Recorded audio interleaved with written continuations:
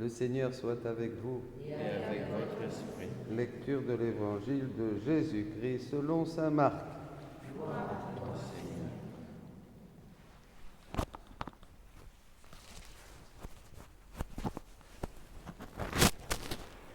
En ce temps-là, Jésus se rendit dans son lieu d'origine et ses disciples le suivirent. Le jour du sabbat, il se mit à enseigner dans la synagogue. De nombreux auditeurs frappés d'étonnement disaient « D'où cela lui vient-il ? Quelle est cette sagesse qui lui a été donnée et ces grands miracles qui se réalisent par ses mains ? N'est-il pas le charpentier, le fils de Marie et le frère de Jacques, de José, de Jude et de Simon ? Et ses sœurs ne sont-elles pas ici chez nous ? » Et ils étaient profondément choqués à son sujet. Jésus leur disait, un prophète n'est méprisé que dans son pays, sa parenté et sa maison. Et là, il ne pouvait accomplir aucun miracle. Il guérit seulement quelques malades en leur imposant les mains. Et il s'étonna de leur manque de foi. Alors Jésus parcourait les villages d'alentour en enseignant. Acclamons la parole de Dieu. Louange à toi, Seigneur. J'aime bien cette lettre aux Hébreux, chapitre 12. Parce que nous avons vraiment résisté jusqu'au sang dans la lutte contre le péché pour arriver à être saint et voir Dieu, parce que sans la sainteté, personne ne verra Dieu. Il faut être comme Dieu pour voir Dieu. Alléluia! Bénissons le Seigneur. Eh bien, mes amis, oui, Jésus n'est pas accepté ici, évidemment. Il vient chez les siens, à Nazareth, très important. Il voit en lui un homme. Je me disais tout à l'heure, en écoutant cette lecture, si Jésus revenait aujourd'hui, ce qui est impossible, bien sûr, puisqu'il est venu, il ne va pas revenir, mais imaginons qu'il revienne aujourd'hui au milieu de nos paroisses, dans la paroisse de tel curé, ici ou ailleurs.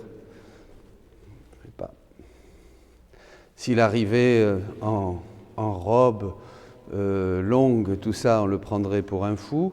On dirait c'est un illuminé qui vient chez nous, donc on le mettrait dehors. S'il arrivait en costard, cravate et qui disait « c'est moi Jésus-Christ », on dirait « mais ça va pas, non ». S'il était en soutane, on dirait « c'est un tradi », on n'est pas tradi ici.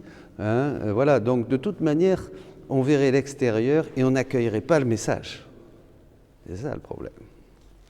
Parce qu'on est tellement fixé sur l'extérieur, nous, que si c'est un pécheur qui vous annonce l'évangile, vous dites « c'est un pécheur. Moi, je connais sa vie. Il a fait ceci, il a fait cela. Pour qui se prend-il de m'annoncer l'évangile » Voilà. Donc on manque de foi parce que la foi, justement, déchire les voiles extérieurs pour saisir la substance des choses. Rappelez-vous, Hébreux 11, la substance des choses. Comme dans l'Eucharistie, bien sûr, c'est pareil.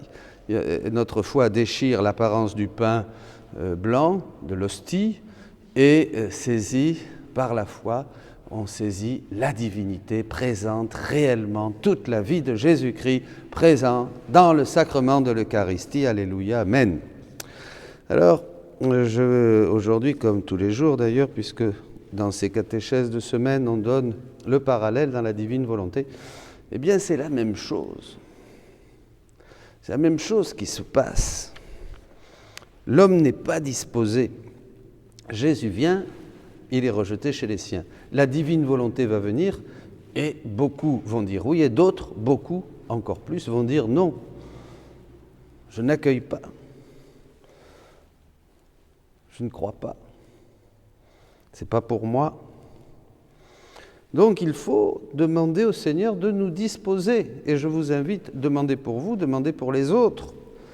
Jésus dit dans le livre 30, au volume 30, 20 mars 1932, vous aurez le texte, « Ma fille, la connaissance de ma volonté est la plus grande chose que je puisse donner et que la créature puisse recevoir. » Si ces gens de Nazareth avaient, au lieu de voir le fils du charpentier, au lieu de dire des ceci et des cela, s'ils avaient accueilli, comme d'autres villages, Jésus descendu du ciel, le Verbe de Dieu fait chair, ils auraient reçu beaucoup plus tous les trésors de la rédemption, ils auraient sauté de joie parce qu'ils diraient comme tout un tas dans l'Évangile, tu es le Sauveur, tu es le Fils de Dieu.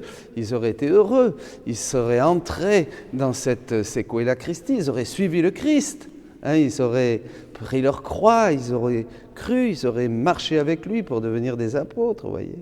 Et Jésus aurait fait des miracles. Mais voilà. Il est donc nécessaire de lui demander ce don de la divine volonté. En demandant la divine volonté, la créature acquiert l'amour pour l'aimer. Ah, ça c'est intéressant. Elle acquiert les dots de sacrifice nécessaires pour la posséder.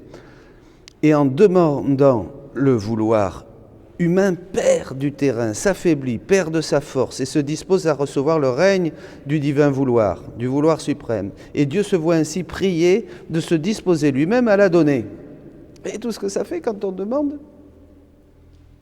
il faut demander. Si les gens de Nazareth avaient dit « Seigneur Jésus, Fils du Dieu vivant, prends pitié de nous pécheurs, nous voulons recevoir le pardon, manifeste-toi, montre-nous ta gloire », ils auraient été bénis par la venue du Seigneur.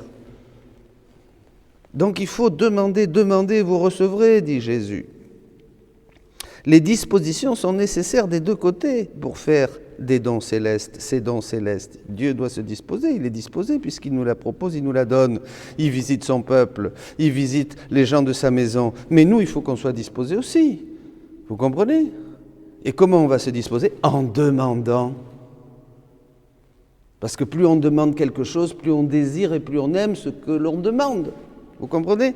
C'est une très très bonne catéchèse. Combien de dons voulons-nous faire, mais que nous gardons parce que on ne nous les demande pas. Et nous attendons, avant de les donner, qu'on nous les demande. Je me rappelle toujours, j'aime beaucoup aller à Paris, à la rue du Bac. Et rappelez-vous que la petite Catherine Labouré, voyez, vous connaissez l'histoire, des rayons qui ne sont pas. Et il dit, mais pourquoi il n'y a pas de rayons de certains de tes doigts ? Et la Vierge dit, ce sont toutes les grâces que j'ai que personne ne me demande. Et Jésus dira, jusqu'à aujourd'hui, vous n'avez pas demandé comme il faut. C'est-à-dire, on demande des bêtises. Vous dire, moi je demande tout le temps. Mais oui, mais tu demandes tout le temps des bêtises.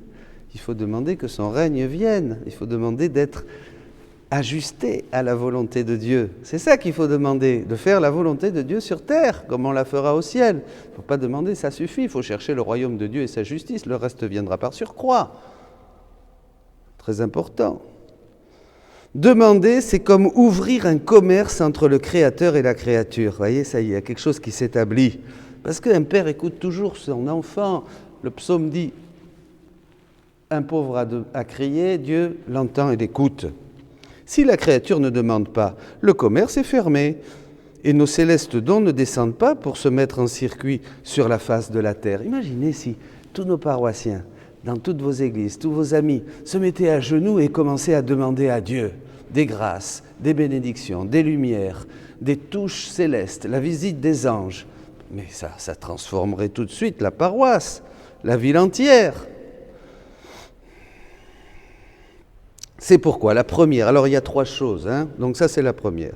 C'est pourquoi la première des nécessités indispensables pour obtenir le royaume de la divine volonté est de le demander par d'incessantes prières. Si vous retenez ça, incessantes prières, vous avez tout compris et ça résume toute la tradition, tout ce que le Saint-Esprit nous a enseigné à travers les siècles en prenant la parole de l'apôtre, prier sans cesse, et la parole de Jésus au chapitre 17 de Saint Luc. Il est important de toujours prier sans jamais se décourager. Parce que lorsque l'on prie, les petites lettres, c'est-à-dire nos prières, nos demandes, nous arrivent tantôt avec des sollicitudes, tantôt avec des supplications, tantôt avec un accord ayant affaire à notre volonté, jusqu'à ce que la dernière arrive avec l'accord final. Donc, il y a des prières. On demande. Voilà. La deuxième chose pour obtenir le don de la divine volonté. La deuxième nécessité, plus indispensable que la première pour obtenir ce royaume, c'est de savoir ce qui peut être obtenu. Qu'il peut être obtenu. Voilà. Ça, c'est très important. Qui pourra jamais penser à un bien, le désirer et l'aimer s'il ne connaît pas ce qu'il peut obtenir? Savoir qu'on peut l'avoir. Personne. Si les anciens n'avaient pas su que le futur Rédempteur devait venir, personne n'aurait jamais pensé, n'y aurait jamais pensé. Personne n'aurait prié ni espéré le salut que le Sauveur et la sainteté en ce temps-là. Personne n'aurait prié ni espéré le salut parce que le salut et la sainteté en ce temps-là demeuraient fixés et centralisés dans un futur Sauveur céleste. En dehors de cela, il n'y avait pas d'espoir d'un bien. Le fait de savoir que l'on peut avoir un bien forme la substance, la vie, la nourriture de ce bien dans la créature. Ça, c'est très important. Quand je sais que je peux avoir quelque chose, parce que c'est quelque chose de réel, en moi va se créer déjà cette chose. C'est l'espérance qui obtient tout, dira l'apôtre Paul. Comprenez ? C'est la foi qui nous fait déjà posséder ce que l'on espère, dira aussi Paul au chapitre 11 de la lettre aux Hébreux. On crée. Et Dieu veut ça. C'est extraordinaire. De là, les si nombreuses connaissances de ma volonté que je t'ai manifestées afin qu'on sache que l'on peut avoir le royaume de ma volonté. Lorsque l'on sait qu'un bien peut être obtenu, les arts, les industries et les moyens sont mis en œuvre pour l'obtenir. Voilà. Jésus est à Nazareth. Les gens de Nazareth auraient dû savoir qu'il est là, c'est le Sauveur, ils vont avoir le salut, et il va faire des miracles, et il va parler, et ils devraient avoir... Mais, comme dit Jésus ailleurs, à Louisa, ceux qui ont le cœur endurci, obstinés, sont incapables de recevoir un bien. Les vérités, les miracles même, sont pour eux comme morts et sans vie, en ne croyant pas que j'étais le Messie tant attendu. Ils ont eu des doutes concernant ma volonté. Volume 29. Eh oui. Ça y est.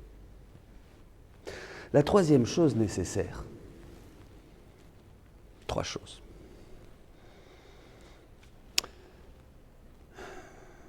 Donc demander, première chose. Deuxième chose, savoir qu'on peut l'avoir.